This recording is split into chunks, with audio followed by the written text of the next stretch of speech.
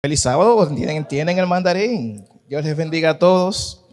Es un privilegio enorme estar con ustedes en esta hora y poder dedicar este momento especial para la conexión con Dios. De manera que esta invitación la aceptamos con agrado. Tiene un templo muy bello, muy hermoso y espero volver en el nombre del Señor. El 5 de diciembre, hace alrededor de 2 años, 2018, aconteció un evento especial que mantuvo en expectativa, que tuvo tal vez muchas personas consternadas por este evento que había pasado aquí en la República Dominicana. ¿De qué hablo? Hablo sobre la explosión que ocurrió en la planta de plástico Poliplas. ¿Okay?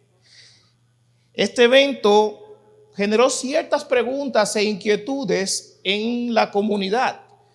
Preguntas como ¿cuál fue el plan de emergencia? ¿Cuáles fueron los protocolos que se activaron para salvaguardar la vida del que estaba dentro? ¿Dónde estaban los seguros de ellos? ¿El seguro de la empresa? Preguntas como esa vinieron a la conciliación, vinieron a la palestra. Lo interesante es que, aunque se habló mucho de eso, la realidad es que pocas respuestas vinieron y salieron a flote.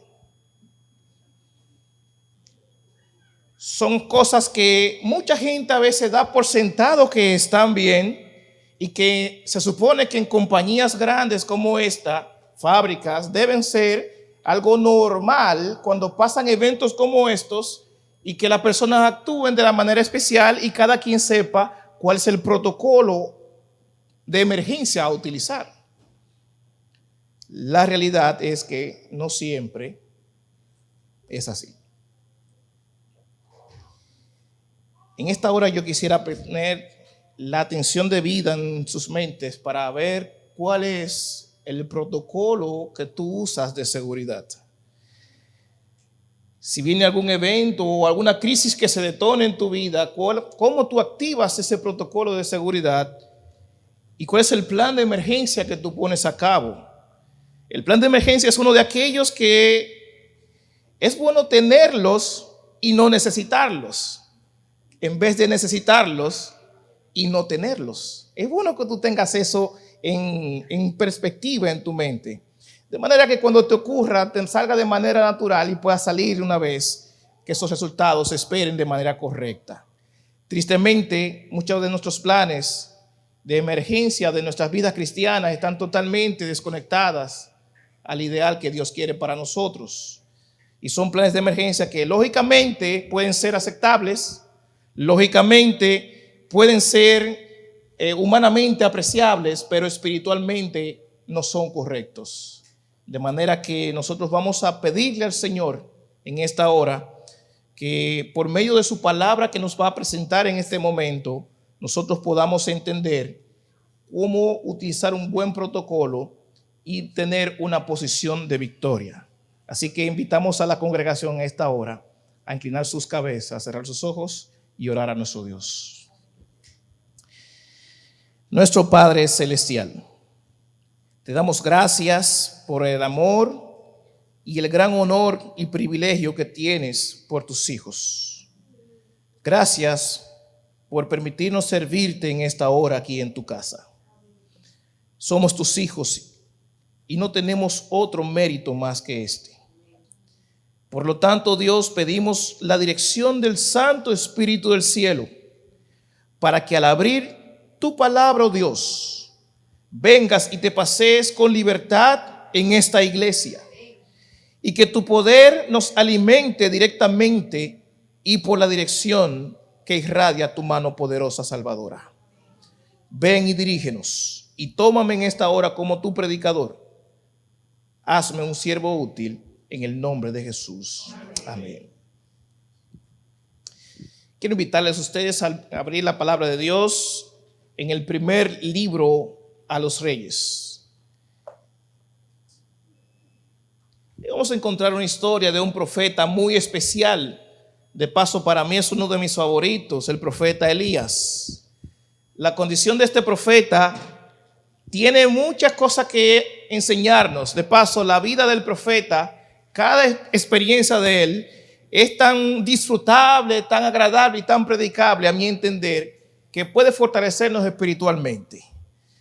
El profeta tenía algo que tal vez para muchas gentes no eran buenas, pero sí para mí. Él no se vivía cuestionando acerca de las cosas que tenía que hacer. Él simple y llanamente iba y se mostraba en el nombre del Señor. De paso, la Biblia no registra que él tuviese alguna descendencia, aunque la tuviera, porque no era lo relevante. Lo que sí tenía él era una buena carta de presentación, y es que Elías era amigo de Dios. En su currículum aparecía la expresión Elías, el que siempre estuvo en la presencia de Dios. ¿Se puede decir eso de ti hoy, en esta hora? ¿Podemos decir eso? ¿Se puede decir eso de mí? La intención es que nosotros podamos hacer ajustes necesarios en nuestra vida espiritual a fin de que podamos alcanzar este ideal. Imaginemos esto. 3 años antes a la predicación, al sermón que vamos a predicar hoy, imaginemos la corte del rey, el palacio, un lugar con todas de la ley, con los guardias, gente que servían al rey. Imaginemos cómo estaba la corte decorada con todos los lujos del lugar. Nos encontramos con personas que estaban sirviendo ante el rey, sus súbditos, la esposa del rey. Imaginemos un bullicio, un protocolo en ese lugar. Imaginemos, lo estamos imaginando, un lugar muy bonito, especial. Y entonces entra este hombre vestido de piel de camello, con un cinto de cuero, y va caminando toda la corte sin desviarse hasta la presencia de aquel rey déspota, injusto, despiadado, que a la presencia de él y ante los ojos de su esposa, cualquiera que estuviera en contra era una víctima segura de muerte. Y llega este hombre llamado Elías y va ante la presencia del rey y le dice: Rey, no va a llover más hasta que yo lo diga. ¿Se lo imaginan? ¿Con qué autoridad Elías hacía esto? ¿Quién defendía el honor de Elías? Venir ante un rey con esa característica en un terreno que no era el de Elías. Y Elías venir y decirle en la cara al rey: no va a llover más hasta que yo lo diga. Y el rey se queda observando a Elías. No sé si si le dio deseos de reírse, si le creyó o no en ese momento. La corte, tal vez muchos comenzaron a murmurar: ¿y este quién es? Tú lo conoces. Se está volviendo loco. Muchas condiciones especiales pudo haber pasado en este momento. ¿Lo estás imaginando? Y el rey se quedó tal vez esperando algo más, pero Elías no fue a buscar una confirmación. Elías estuvo seguro de lo que estuvo diciendo. Y hermanos, Elías como entró, así también salió. Y todo lo que hemos leído la palabra de Dios, que conocemos la escritura y nos paseamos por sus páginas, en especial en esta historia, vemos que el profeta Elías siempre fue alimentado por dirección de Dios. Donde quiera que él estuvo, hubo una providencia divina, ya sea en el arroyo, ya sea con la viuda. En cualquier escenario que él estuvo, fue alimentado por la providencia divina. Elías, aquel que estaba ante la presencia de Dios. ¿Puedes decir eso tú hoy? ¿Puedes actuar tú así como Elías? Interesante esta vida especial. Me gusta mucho entonces porque cuando Elías se presenta diciendo que viva Jehová en cuya presencia yo estoy. Y que ese sea el ideal de nosotros cada día. Decir en qué nosotros nos presentamos, en nombre de quién y ante qué entidad debemos mostrar respeto. Pasaron los días. El rey, no sé si se lo tomó en serio o no estas palabras de Elías, pero hermanos, hubo una realidad. no llovió. Hubo una gran realidad, no llovió. ¿Se pueden imaginar el evento entonces? Estuve estudiando en la universidad y dentro de mis años de la universidad, Bonao se caracteriza porque siempre llueve.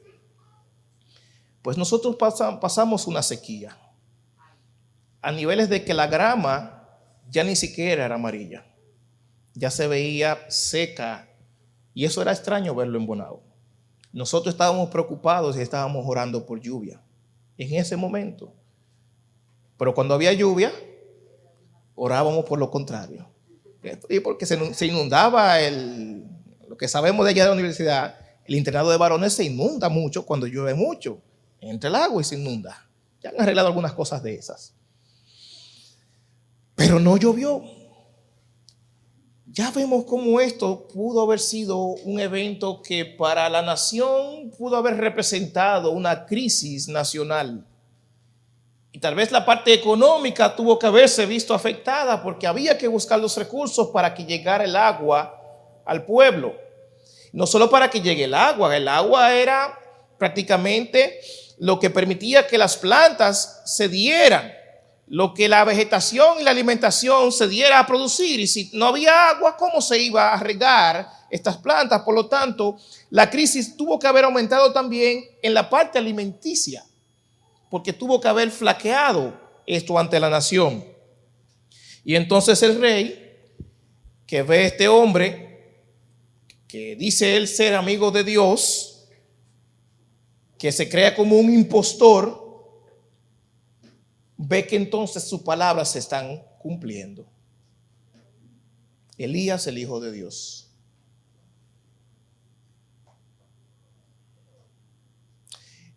Más adelante entonces en la historia cuenta la palabra de Dios en el capítulo 18 del libro de los primeros reyes,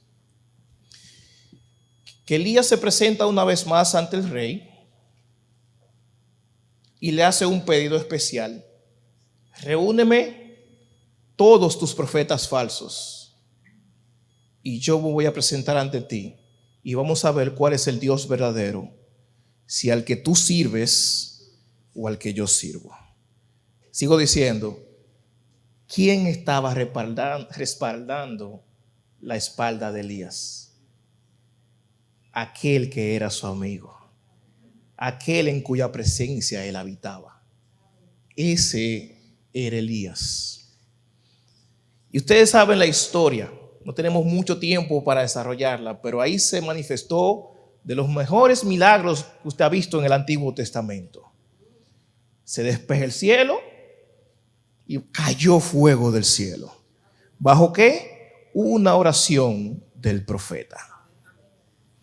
Tal vez usted dice amén así tan sencillo como que un evento normal, pero el texto se va muy más allá y dice fuertemente que el evento tal vez fue más interesante de lo que nosotros podemos imaginarlo, porque el fuego que cae no solo quema la leña, no solo consume el sacrificio, no solo se comió el altar, sino que 3 veces se le había echado de la poca agua que había.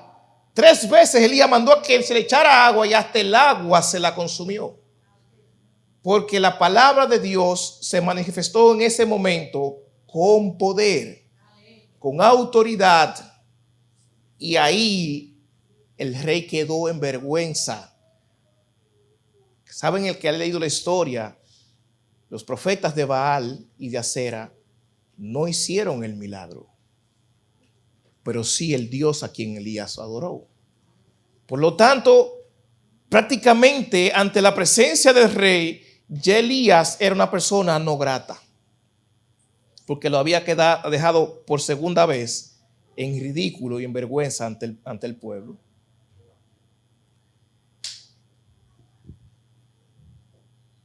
Ese mismo día, avanzando en el tiempo, Elías entonces le dice al pueblo, después de degollar todos los profetas de Baal, y le dice a su siervo, a Acab, prepárense porque va a llover. Tenía unos minutitos, a veces unas horas, que iba acabado de ver un milagro especial y que se había cumplido la palabra de Dios. El proceso especial por el cual Elías estaba ahí era para que la presencia de Dios se manifestara y se entendiera quién era el Dios verdadero. Tal vez unas horas más tarde, en ese mismo día, vienen las palabras de Elías cuando le dicen: prepárense porque va a llover. Interesante ver esto. Si yo hubiese sido Acab, me hubiese ido corriendo al santuario a arrepentirme por todo lo malo que yo había hecho, por desafiar el nombre de Dios. Hubiese rasgado mi vestido como era costumbre en el Antiguo Testamento. Hubiese llenado mi cabeza de ceniza en arrepentimiento y dolor y me hubiese humillado ante la presencia de Dios. Pero ¿saben qué hizo Acab? Se fue a comer y a beber. El hombre se fue a comer y a beber. Cuando leemos en el capítulo 18, en el versículo 41 en adelante, sigan conmigo la palabra de Dios, dice la historia. Entonces Elías dijo a Acab: sube y come, porque ya se oye el ruido de las lluvias. Esto, hermanos queridos, se llama fe.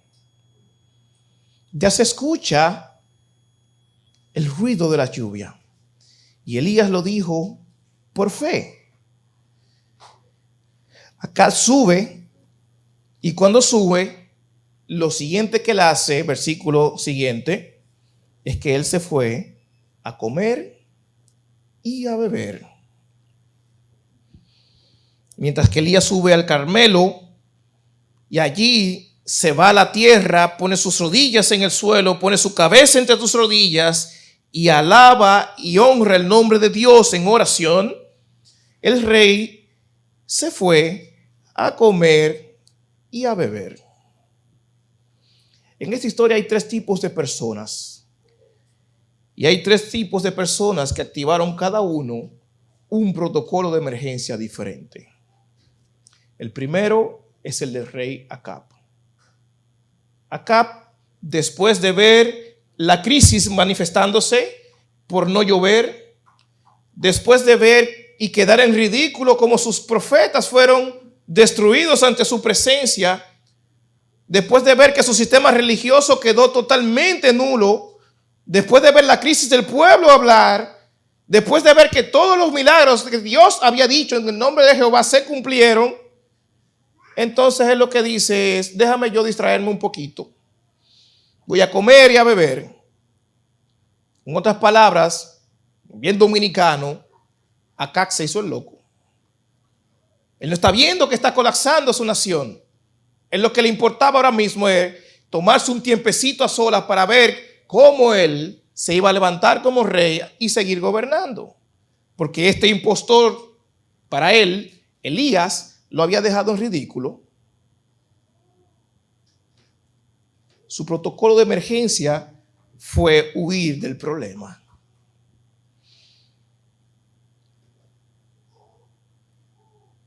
¿Cuántas veces a nosotros nos pasa lo mismo? Que estamos inmersos en crisis y en vez de activar el protocolo correcto de emergencia, buscamos un plan alternativo que nos puede a nosotros, si bien dar buenas respuestas, tal vez no, pero casi nunca nos tomamos primero ver a Dios. ¿Qué diría Dios en medio de mi crisis? ¿Qué plan de emergencia yo activaría para que las cosas comenzaran a ocurrir en beneficio mío y de mi familia? Comer y beber no era la opción de Acab, pero fue lo que humanamente él activó porque necesitaba tal vez escaparse un poquito de toda la presión psicológica, tal vez social, que había recibido. Tal vez ese momento tan difícil, poder ver que sus palabras, su Dios, su sistema religioso, su gobierno estaba ya entredicho. Y solamente le quedó irse a comer y a beber. ¿Qué tipo de protocolo de emergencia es ese donde tú mejor prefieres distraerte en vez de orar? Interesante, ¿no? Nos pasa. Nos ha pasado. Yo lo sé. A mí me ha pasado. Y entonces nosotros vemos que más adelante en la historia viene el cumplimiento del tiempo. Y el cumplimiento del tiempo trae a nosotros un pensar distinto. Porque entonces hay un siervo de Elías que sigue al Dios de Elías. Pero parece que la concentración y entendimiento que él tenía del Dios de Elías no era la misma que Elías tenía de su Dios. Aunque dije un trabalengua, espero que ustedes me hayan entendido. Porque la intención de él en su protocolo de emergencia fue estar en movimiento hasta que algo ocurra. Porque Elías, seguimos leyendo la palabra de Dios. Ahora vamos a leer en el versículo número 43. Luego le dice a su criado: sube ahora y mira hacia el mar. ¿Y qué hizo él? Subió y miró. ¿Y qué dijo? No hay nada. Elías por fe le dice que ya va a llover. Y le dice: ve y mira al mar y dime qué hay. No hay nada. Pero él le ordenó de nuevo: vuelve. ¿Cuántas veces? 7 veces. Es decir, que el siervo tuvo en movimiento hasta que él viera el milagro manifestarse. Aunque Elías se lo dijo por fe a la primera, Elías sabía que el milagro se iba a hacer.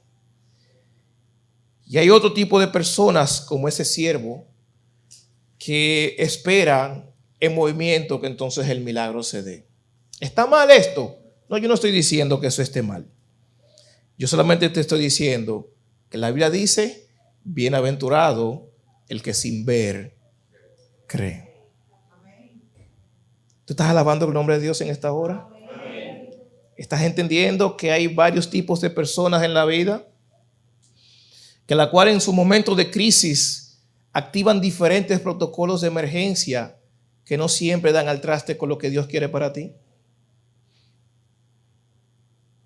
Mientras que Elías estaba orando, el siervo estaba en movimiento, poniendo su mente en función. Mientras ya Elías en su mente escuchaba el sonido de la lluvia, el siervo estaba en movimiento buscando hasta que aparezca el movimiento, hasta que aparezca el mandato. El hermano siervo estaba averiguando cuándo Dios iba a contestar la oración, cuándo esto iba a comenzar a suceder, para entonces darle la información correcta. Y hay hermanos de iglesia así, que también están en movimiento esperando que algo suceda.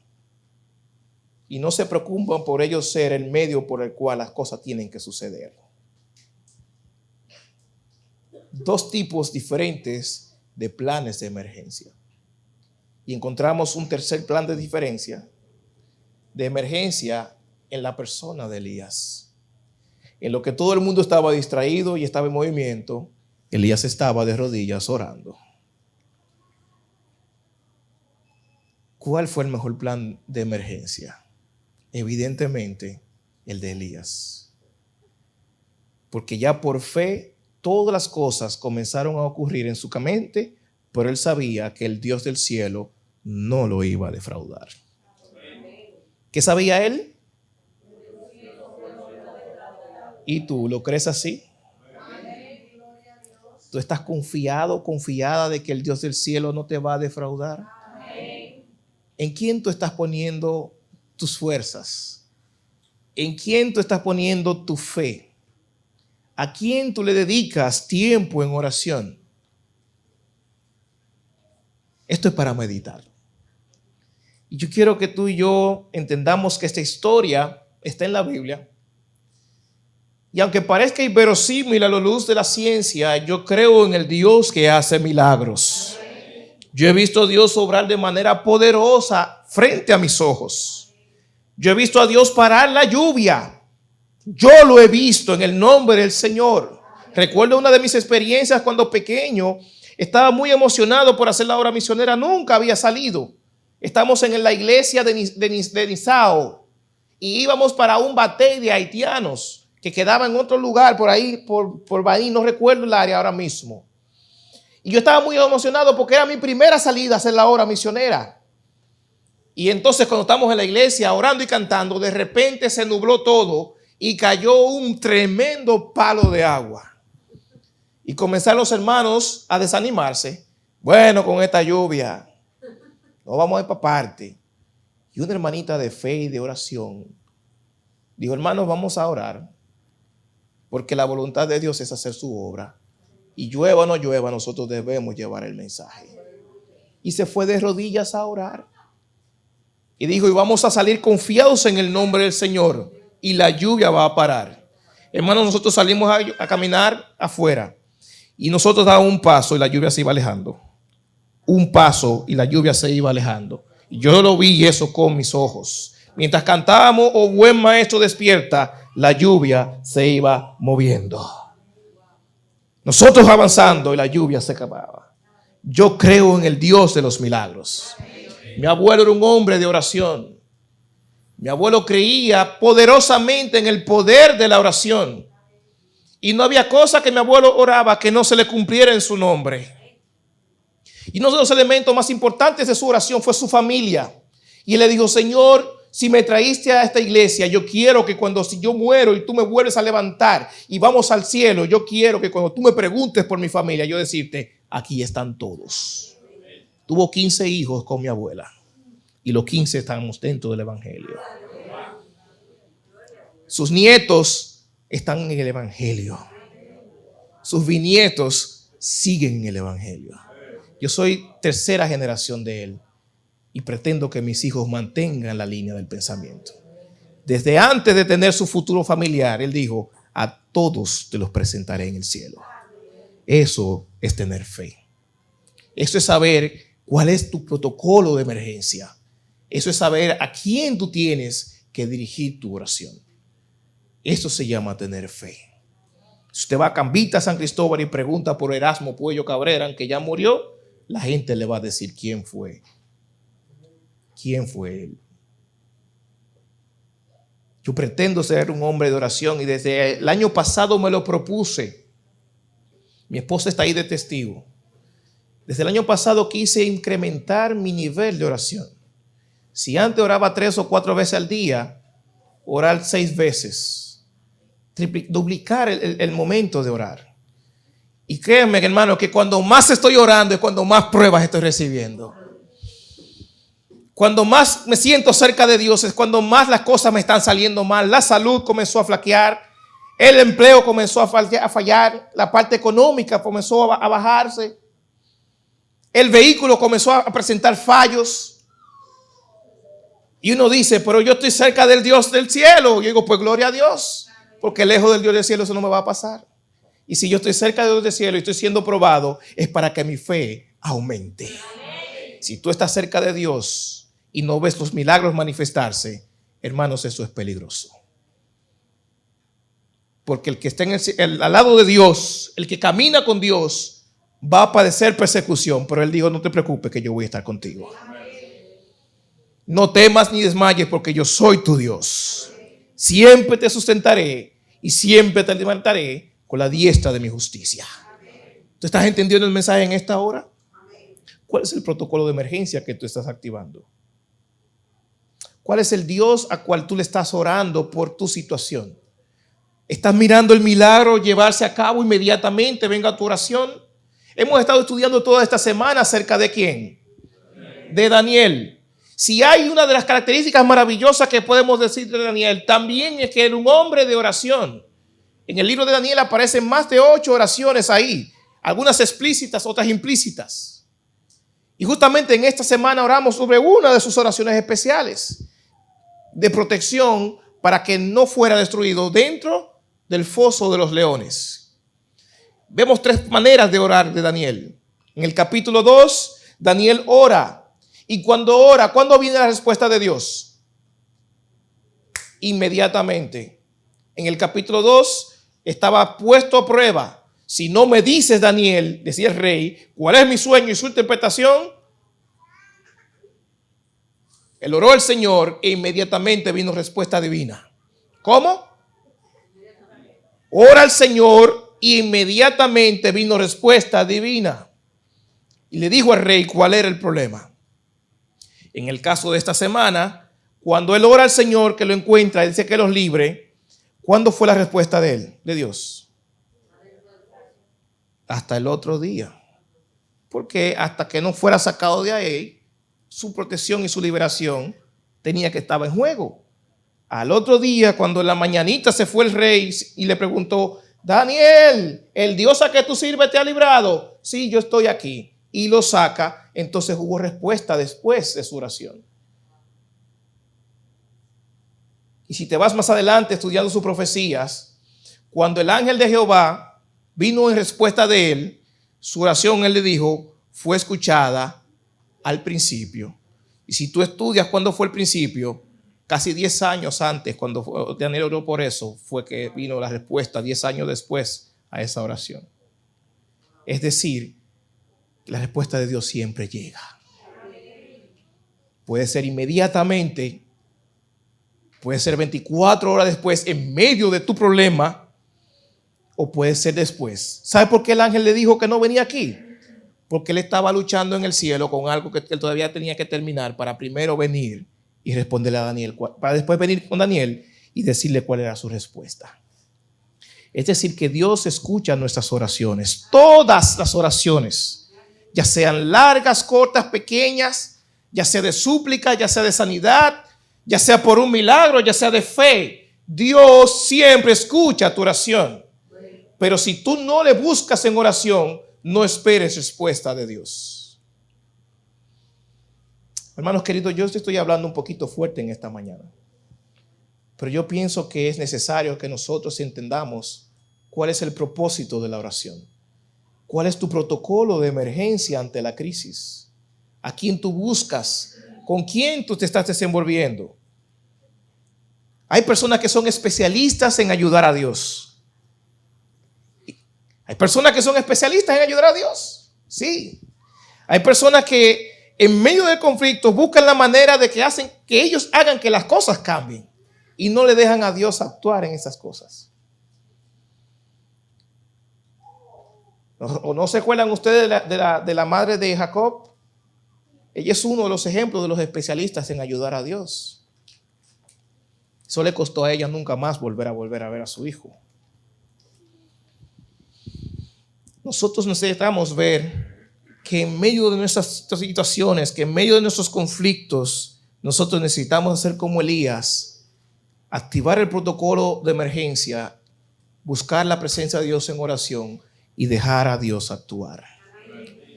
Porque en medio de la crisis, Jehová nos fortalece. En medio del problema, Jehová muestra su gloria. En medio de la crisis, Jehová nos bendice.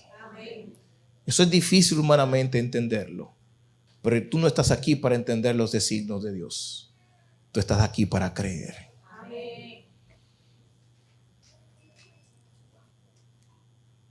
Muchas cosas se pueden manifestar en la vida del cristiano cuando tiene una vida de oración intensa, una vida de oración activa, una vida de oración poderosa. Yo quiero entonces decirte en esta ilustración cuál es el sentido de esta predicación. He comenzado a leer en mi proceso de incrementar las oraciones acerca de un hombre de oración, y así de paso es apodado en la historia. Él se llama George Mueller. George Mueller, al repasar su vida, eso ha fortalecido mi vida de oración. Así que yo le invito a ustedes que en algún momento de sus tiempos inviertan tiempo en leer a algunos hombres que cambiaron el rumbo de la historia, hombres que hicieron lo posible en el nombre de Dios, hombres y mujeres que cambiaron la historia. George Mueller, este hombre especial, tenía casi 30 años de edad cuando comienza su ministerio pastoral. Y en su primera iglesia, el hombre se le ocurrió la brillante idea de decir a los hermanos que no quiere que ninguno pague las bancas para que él viva de ese dinero.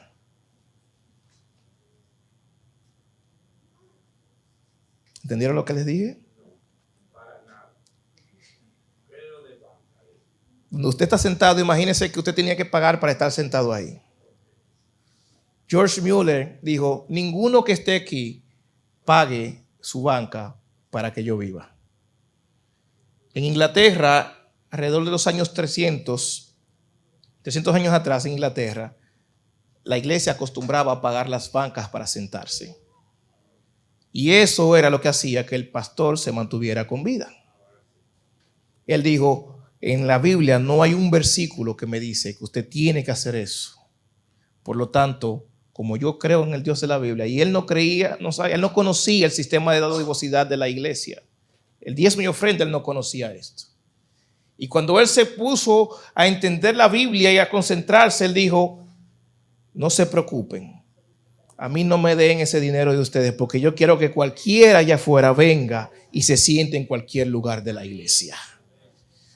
Pastor, pero ¿y de qué usted se va a mantener? Él dijo, no se preocupen. Y dijo una frase que yo se la digo a mi esposa cada rato. Dios proveerá. Amén. Lo que más interesa en la historia es lo siguiente. El hombre era recién casado. Yo que todavía estoy viviendo la luna de miel con mi esposita, que en este siguiente mes cumplimos 3 añitos de matrimonio, y fue ayer. Recién casado todavía. Yo venía a decirle a mi esposa, amores, a partir de hoy vamos a vivir de la esperanza. Jehová proveerá.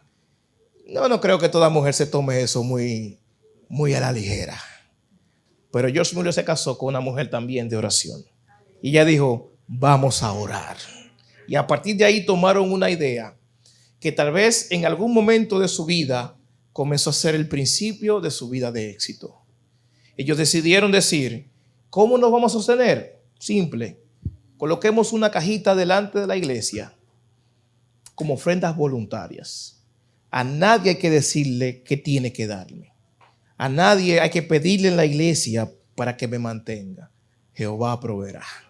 Y en su diario él decía, en su diario cuando se escribió, en su postura de recién casado, de tomar esa vida de esperanza, él escribía en su diario que esa ofrenda voluntaria, aunque en ocasiones pasó hambre, dice él en su diario, él tenía que cada peso que entraba una contabilidad exhaustiva, donde decía, esta moneda, aunque no me alcanzará para la semana que viene, hay que buscar la manera de que alcance. Dios proveerá. Después de un par de tiempo, bajo esta práctica, se dio cuenta que tenía mucho dinero y dijo, este dinero ya no solo me da para mantenerme a mí y mi esposa, pero hay personas en el mundo que necesitan de Dios. Y comenzó entonces a invertir su dinero en Biblias y para enviarlas a América. Y todavía haciendo esto posible, le sobraba dinero en el nombre del Señor. Y él dijo, todavía con este dinero necesito hacer más por la obra de Dios. Y él comenzó a patrocinar misioneros. Y dentro de esos misioneros que él patrocinó, se encuentra un hombre especial para mí que se llama Hudson Taylor. Quiero que ustedes busquen su historia también. Hudson Taylor es llamado el padre de la misión en la China. A la edad de 14 años, Hudson Taylor escuchó un sermón que decía que anualmente 1 millón de chinos morían sin conocer a Dios. Y él dijo, mientras yo viva, esa estadística tiene que cambiar. Y decidió ser un misionero en el nombre del Señor. E hizo, como el apóstol Pablo, muchos viajes a la China. Y él introdujo el cristianismo en China. Busquen su historia. Ustedes se quedarán maravillados con estos 2 hombres de oración. El señor Mueller, en un momento de su vida, recibe una visión del Señor y dice, yo necesito hacer algo más para la obra de Dios. Ya estoy patrocinando misioneros para que la misión continúe. Ya estoy mandando a imprimir Biblias para que estas Biblias lleguen a los cristianos que están en otras partes del mundo y a los no cristianos que no conocen del Señor, a través de la Biblia lo pueden conocer. Y el Señor le puso en su corazón a hacer un orfanatorio. Y hace este orfanato. Y él va a adoración y le dice, Señor, ya que pusiste esta idea en mi mente, tienes que proveer para que todo se lleve a cabo. Dios le proveyó el lugar. Dios les proveyó las camas. Dios le proveyó hasta los empleados de este lugar. Y después que todo ya estaba listo, faltaba una sola cosa. Faltaba la gente para estar ahí. Y él dijo, Señor, ya tengo el orfanatorio, ya tengo las camas, ya tengo los empleados, ahora me faltan los niños. Dame los niños. En oración, tráeme esos niños. Y no mucho tiempo después, vinieron 4 niñas al orfanatorio. Y así fue la vida de él, señor Müller, hasta que al tiempo de él morirse, él alimentaba más de 2,200 niños. No cobraba, no pedía prestado y Jehová proveía. 5 orfanatorios habían, gigantescos todos. 5 habían. Interesante. Una vida de oración.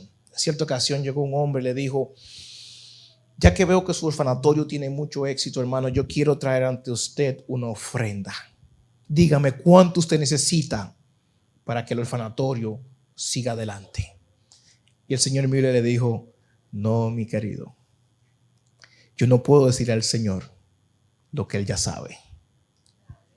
Yo no puedo decirle al Señor y puedo decirle de mi mente a usted, porque entonces yo decirle a usted cuánto tiene que traer es ponerlo en las manos de usted.